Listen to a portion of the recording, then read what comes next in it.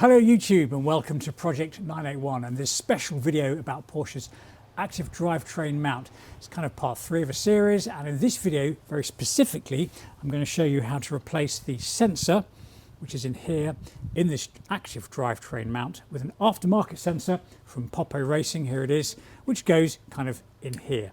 So this is a video about me replacing the sensor in there with that in all the detail necessary for you to have a go yourself if you've had the dreaded error message on the dashboard of your 981 Cayman or Boxster, or maybe even your 991. Okay, let's get to it.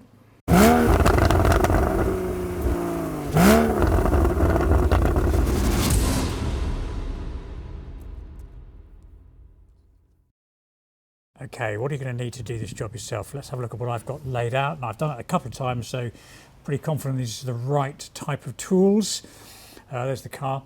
I've got a wire brush to get a bit of rust off the mount, a craft knife, sharp blade, a pair of pliers to snip some pins, a pair of pliers to pull bits and pieces, screwdriver, crosshead, tri-blade, come on to that, and a little picking tool, some desoldering braid.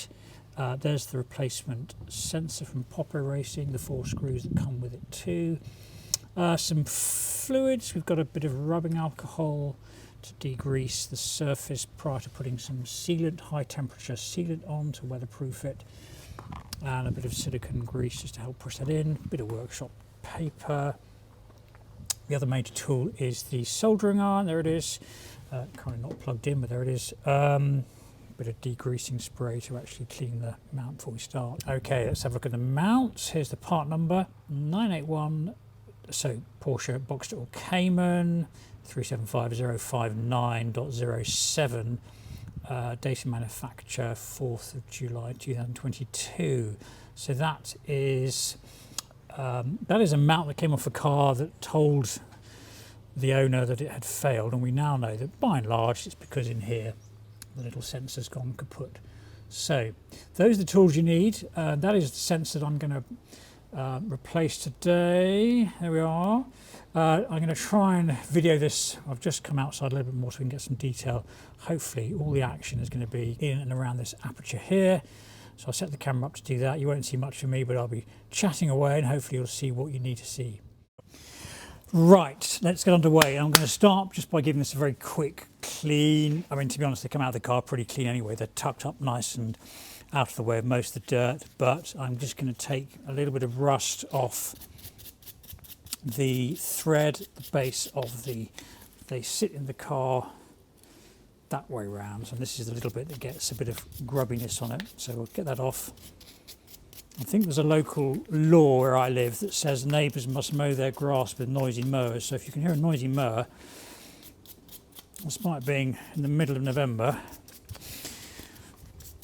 someone's decided their grass needs mowing. Anyway, that is pretty clean. So that's loose, all the loose debris off there. I'm going to give it a quick wipe, with a bit of citrus degreaser for no other reason than I can. And there is a point where we expose the innards of the mount to the rest of the world, and we don't really want any dirt falling into that. So, as I say, they come out of the car pretty clean. There was a little bit of oxidised aluminium on the body, so that's effectively what I'm trying to just loosen off. Now, I mean, let's be honest, you don't really need to clean this if you're not terribly fussed by things being spot on, but it also gives you an opportunity just to get a feel for how it all works. Right, so now the next thing needs to say is getting this upright, because we're going to expose the fluid reservoir and we don't want it pouring out. I haven't actually had to clamp it in. They are quite heavy, it just sits here quite nicely. There we go, make sure my bench is level. There we go, that's nice and solid. Excellent, right, let's put those away. Okay, let's make a start. First things first, these are, I think they're called tri-blade. You can see it's a specific type of head. These are 4 screws, specific type of head. and you'll struggle to open those without the correct type. If you've got a sort of multi-socket set, you may have them in there. I bought a little one. Right, basically off they come. They're not particularly tight. There's my gloved hands. So out they come. Pop those into a little pot. So last one coming out. Pop that away. Now this little lid comes off, and under that, depending on the mount, is a gasket. There it is. Take that off. We don't need to keep those, so they can be discarded. And that is the business end of, now hopefully that's clear. And under here is where the sensor is. Now I'm not actually going to get too involved with this today. We know this mount doesn't work, and there's a good chance, I might look at it later, that underneath there's a tiny little chip that's popped off this circuit board, this green circuit board. But the first thing we need to do is to remove the circuit board, and it's held in place ostensibly by these 3 pins which have been soldered onto the board. Those pins are part of the body underneath. So it's soldering time. I'm going to turn that around. It's a little bit easier to work on. Make sure it's firm. Okay, let's plug the old soldering iron in. Now this stuff here is a copper braid, and it's got a sort of some flux in it as well. And the trick is to get the pins hot and then use this to sort of soak the solder out in there. I also discovered, which is to say, figured out that in all honesty, you can snip off the top of the pins just so there's less material in the way.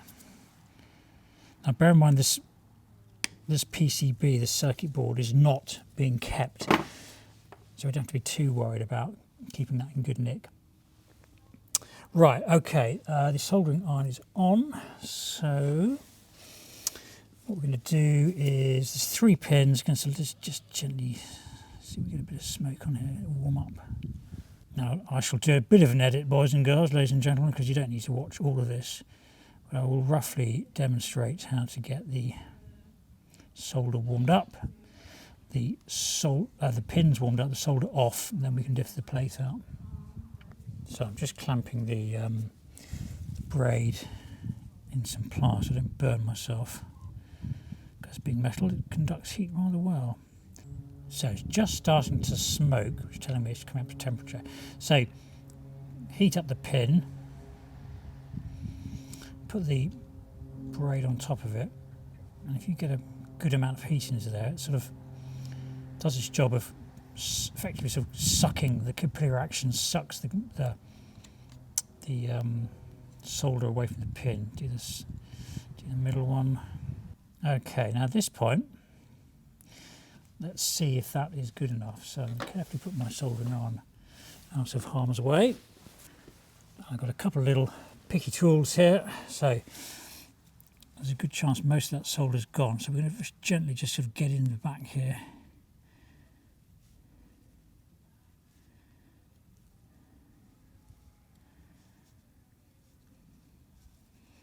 Kind of a choice of weapon really here. It might be even easier with a flat-bladed screwdriver, such as that. Let's see if that's any easier. Okay, so I can now see that the board is still partially attached. We'll have another round with the old soldering iron.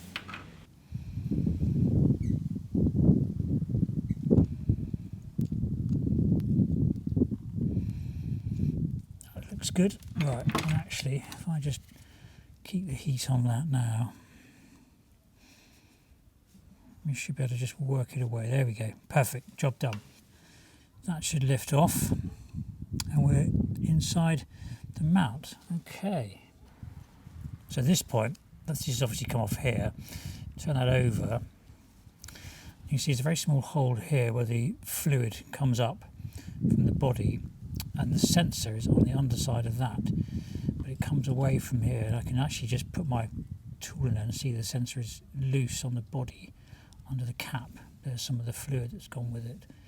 So that's where the problem arises, and that's what gives us the headache that is the damaged mount. So at this point, we are going to trim away 3 pins. They're actually plastic, they're bits of plastic set into the moulding. One there, one there, one there. We're going to trim those away because we want this surface to be flat. We want this body here to be flat when we put the replacement sensor in. So using my craft knife, using my Stanley knife, I'm going to just very gently get the blade nice and flat. And I'm going to take those off. Hopefully you can see that. There it goes. Just get it as flat as possible. Flush with the body. That's pretty good. Just working away from the centre so I don't accidentally push any material in there. There we go. Just keeping the blade flat without damaging the surround. Yeah, a tiny bit more there. Good. Last one. So there's only 3. And the plastic is quite soft, so the trick here is rather than using a loss of force, use a sharper blade to do the work for you. There we go. Nice. So those have all come off. The next thing to do is to remove this central plug. So what we're going to do is we're going to remove this plug and we're going to snip these 3 pins off. I'm going to turn this around just because it's a little easier for me. Let's hope that's still nice and focused for you.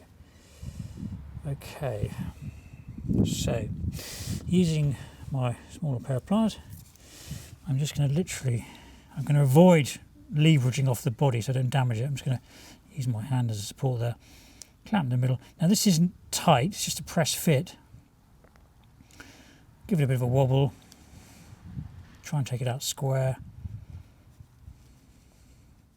There we go. And you can see that it's got a single fat washer on it. And inside is more fluid. So we can discard that. Okay, so next job is to snip off these 3 pins. Now we're not taking them as flush, we just need to get them below this surface here. So snipping at the base.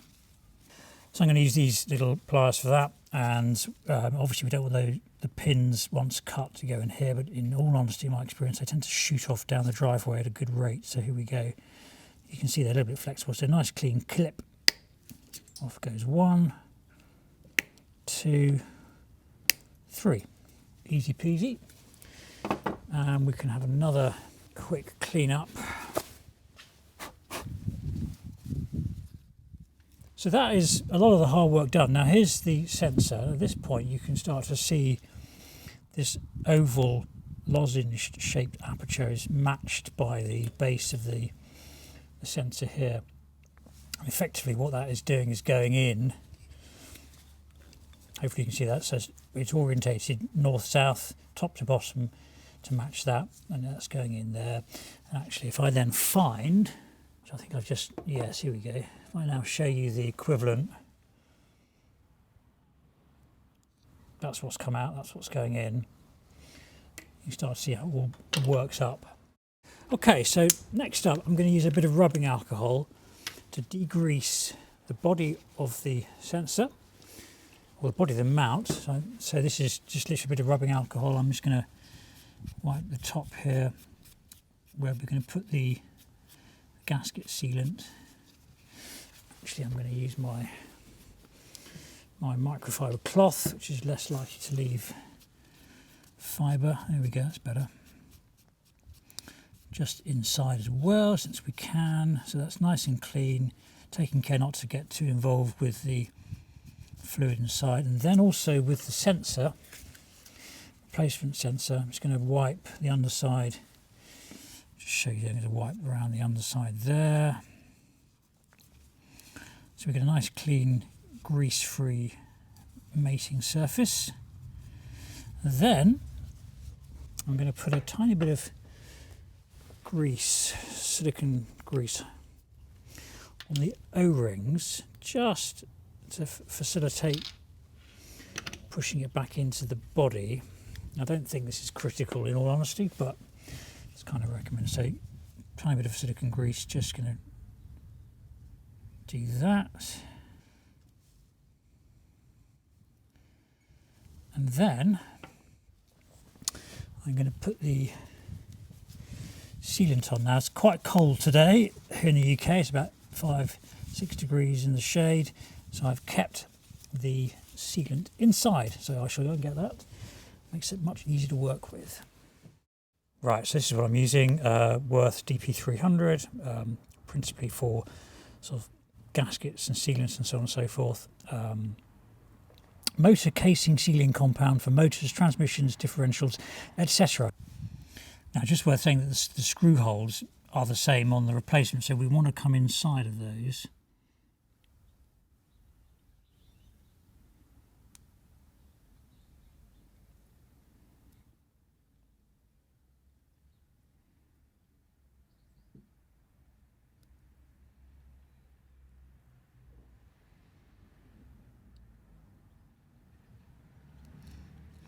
Now, it doesn't have to be perfect, because I'm going to go again on the go. Now, at this point, we want to make sure we're putting it in the right way. Fiat 500R bath, slightly overdone on the exhaust, I'd say. This clip is going to go in here, so we want that to be roughly that way around. So just double checking the orientation, making sure we've got enough sealant on both sides. So we're going to go in straight and vertical, gently wobble it in. There it goes, there we go. And then you've got, it seats most of the way quite quickly, then you've got to get a bit of a good push, at which point you would expect to see some of that sealant being forced out the sides. Yeah, that's looking good. Hopefully now you can see we've got a bit of sealant coming out the side here. That's in there, and we can just check the orientation of our plug, which we can see is the correct way round. I won't put it in just yet because it helps with cleaning the sealant off. So just physically pushing that down with a bit of body weight. Let's just wipe that away.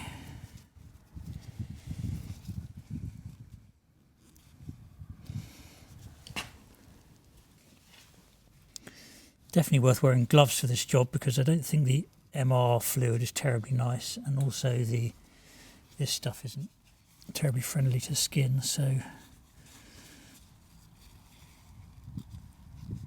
there we go, that's not too bad. So while that compound is just going off, just coming in from a different angle so you can see what I've been up to. So there we go, it fits perfectly onto the top. And pretty straightforward really. Let's have a look at what's come out. It's in the pot. Here we go. That's the body of the body that came out of the aperture. There's the circuit board. 1, 2, 3, 4 screws. Not terribly sophisticated, but it does the job up to the point where it doesn't do the job. Right, let's just see if we can find the sensor. Let's just get this. Yeah, this is probably fairly destructive, but we'll have a go. Hold that there and see if I can prise this off. Oh, there we go, that came off pretty easily actually. Right, so hang on.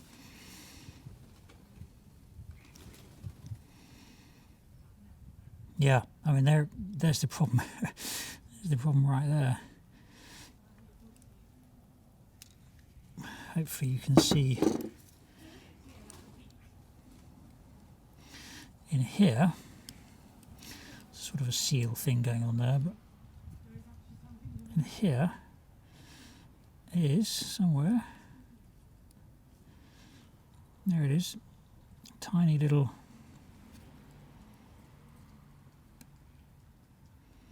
sensor. Not sure how clear that is on this video.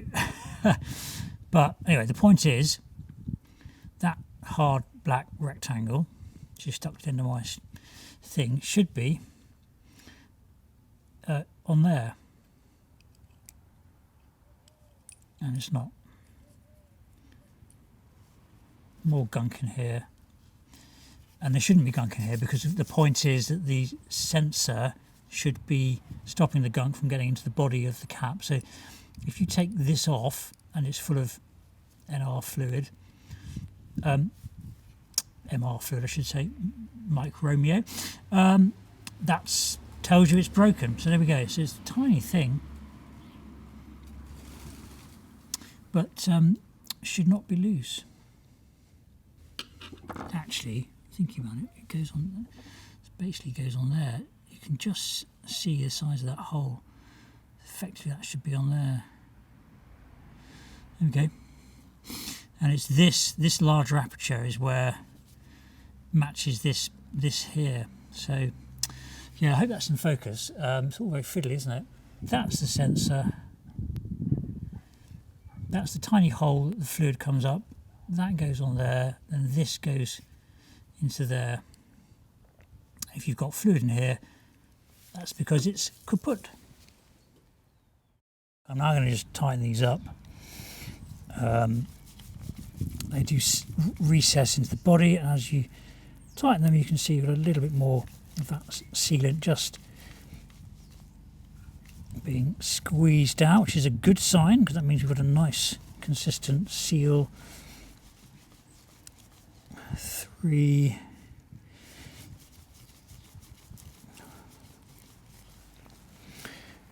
4. Now they were not tight coming out. I know it's not quite the same thing, so I'm not going to over tighten them. We're going into plastic too, so you don't want to rip the plastic. There we go. And at that point, we can do the last clean of the remaining sealant. Quick wipe round the back off camera, down this side, and then the last face, which is here. And that's why I didn't plug that in, because I knew I was going to have to get here. There we go. Good. So that is pretty good going, and that is basically job done. So we are indeed done. Mount, sensor, all prepared, back in, screwed in, sealed off.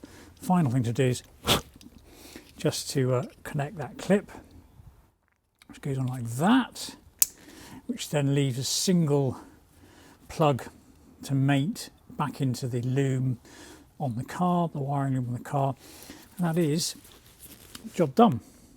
So I hope that's been useful. It's getting a bit cold now. I might put the kettle on and have a quick tidy up. Thank you for watching, and I look forward to seeing you for the next one.